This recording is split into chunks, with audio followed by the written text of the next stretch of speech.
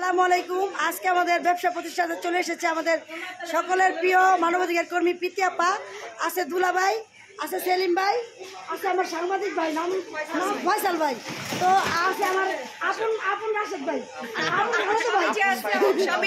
আপন স্বামী পিছনে আছে। তো আপনাদের অনুমতি কি এই যে আসছেন, আপনাদের অনুমতি যদি একটু জানাতেন।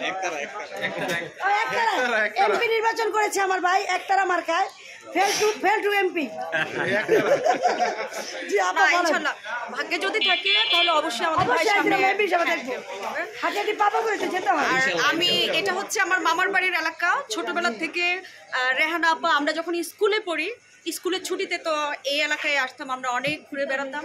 আর এই এলাকায় আসলে আসলে ছোটবেলার কথাগুলো আসলে মনে পড়ে, স্মৃতিগুলো মনে পড়ে।